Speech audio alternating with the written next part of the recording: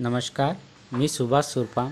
Social science या YouTube चॅनलवर सर्वांचं स्वागत. राज्य आपत्ती व्यवस्थापन प्राधिकरण महाराष्ट्र शासन यांच्या वीज कोसळणे या विषयावर सामाजिक जनजागृती.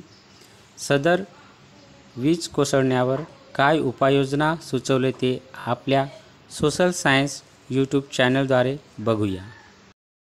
वीज कोसळणे. वीज पडण्याच्या समस्येमुळे पावसाळ्यामध्ये विविध जैविक आणि भौतिक हानी होते. माणसे, जनावरे, झाडे, घरे अशा गोष्टींवर वीज पडून नुकसान होते. वीज कोसळण्याच्या धोक्यापासून काही उपाय करून आपण आपला बचाव करू शकतो.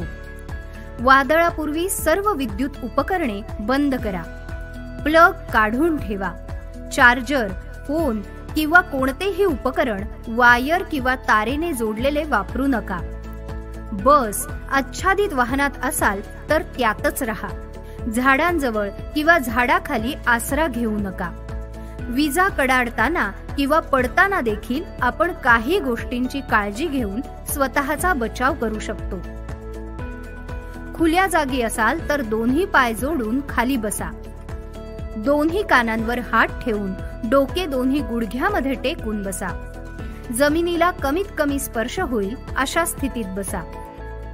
धातूच्या वस्तूंना स्पर्श करू नका. तसेच वाहते पाणी वापरू नका.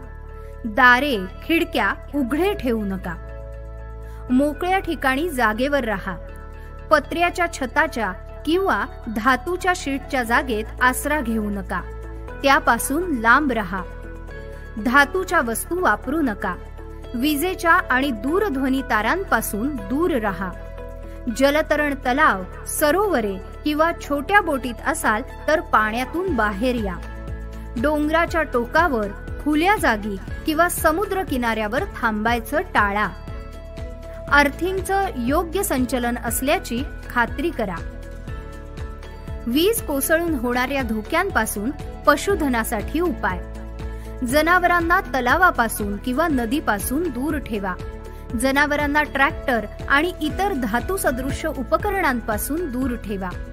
जनावरांना झाडाखाली, विजेच्या तारांना, खांबाला बांधू नका.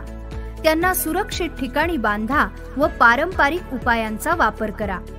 तीव्र गडगडाटी वादळात तुमच्या जनावरांना आश्रय देण्यासाठी तुमच्या घरामध्ये किंवा जवळ सुरक्षित क्षेत्र निवडा. वीज पडून गेल्यानंतर देखील काही गोष्टींची काळजी घेणे आवश्यक आहे. तुटून पडलेल्या विजेच्या तारा, झाडे यांकडे लक्ष द्या. घटनेची माहिती अधिकृत यंत्रणेला कळवा. विजेमुळे बाधितांवर गरज भासल्यास CPR, कार्डिओ पल्मोनरी रिसेसिटेशन म्हणजे हृदय कार्यान्वित करण्याचा बाह्य उपचार द्यावा. तातडीने वैद्यकीय मदत घ्या.